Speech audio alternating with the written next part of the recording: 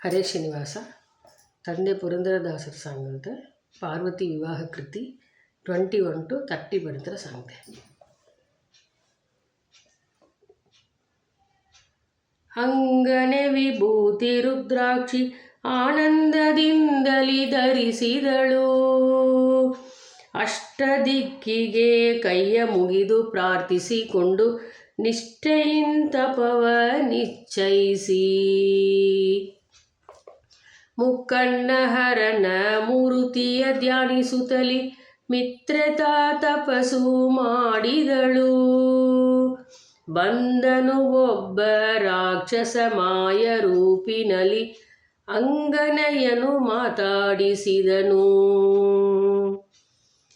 ಚೆಂದುಳ್ಳ ಹೆಣ್ಣೆ ನಿನ್ನ ಕೊಂಡೋಗಿ ಎನ್ನ ಅಂಗನೆಯನು ಮಾಡಿಕೊಂಬೆ ಎಂದ ಅಸುರನ ಧ್ವನಿ ಕೇಳುತ್ತ ಪಾರ್ವತಿ ಕಂಗಳು ತೆರೆದು ನೋಡಿದಳು. ನಿಂದು ಉಗ್ರ ದೃಷ್ಟಿಲಿ ನೋಡಲು ಅಸುರನು ಬೆಂದು ಹೋದನು ಆ ಕ್ಷಣವೇ. ನೋಡಲು ಅಸುರನು ಬೂದಿಯಾಗಿ ಓಹಲು ಪಾರ್ವತಿ ಮನದಲ್ಲಿ ಮರುಗಿ. ಯಾರು ಬಂದರು ಗೆಂಡು ಹೆಣ್ಣಾಗಲಿ ಎಂದು ಬಾಲೆತ ಶಪಿಸಿ ನುಡಿದಳು.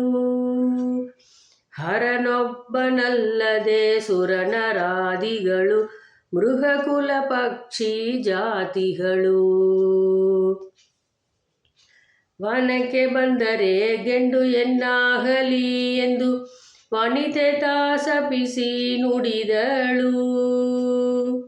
ಹಿಂದೆಂದು ಶಾಪವ ಕೊಟ್ಟು ಕಂಗಳು ಮುಚ್ಚಿ ನಿಂದಳು ತಪವ ನಿಷ್ಠೆಯಲಿ. 6 ತಿಂಗಳು ತಪಸ್ಸನು ಮಾಡಲು ಬಾಲಲೋಚನ ತಾನರಿದು ಪಾರ್ವತಿ ತಪದಿಂದ ಬಳಲಿದಳೆನುತಲಿ ಬೇಗದಿಂದಲೀ ಶಿವ ಬಂದ. ನಂದಿ ಸಕಲ ಪರಿವಾರವೆಲ್ಲವನು ಹಿಂದೆ ನಿಲ್ಲಿಸಿದ ಆ ಕ್ಷಣದಿ ಬಂದನು ಶಿವ ತಾನು ವಿಪ್ರವೇಶದಲ್ಲಿ ಅಂಗನೆಯನು ಮಾತಾಡಿಸಿದನು. ಬಂದದ ನರಿಯದೆ ಬಾಲೆ ಕಣ್ಗಳು ಮುಚ್ಚಿ ನಿಂದಳು ತಪದ ನಿಷ್ಠೆಯಲಿ. ಅಂಗನೆ ಧ್ಯಾನಿಪ ಮೂರುತಿಯ ಸೆಳೆದನು ಕಂಗಳು ತೆರೆದು ನೋಡಿದಳು. ನಾರಿ ನಿನ್ಯಾತಕ್ಕೆ ತಪವನು ಮಾಡುವೆ ಯಾರೇ ಚಿಂತಿಸುವೆ ಚಿತ್ತದಲ್ಲಿ. ಏನು ಇಷ್ಟವು ಮನಸ್ಸಿನ ಬಯಕೆಗಳೆಂದು ಕೇಳಿದನು ಆ ವಿಪ್ರ ನಗುತ್ತಾ. ಹರೇ ಶ್ರೀನಿವಾಸ.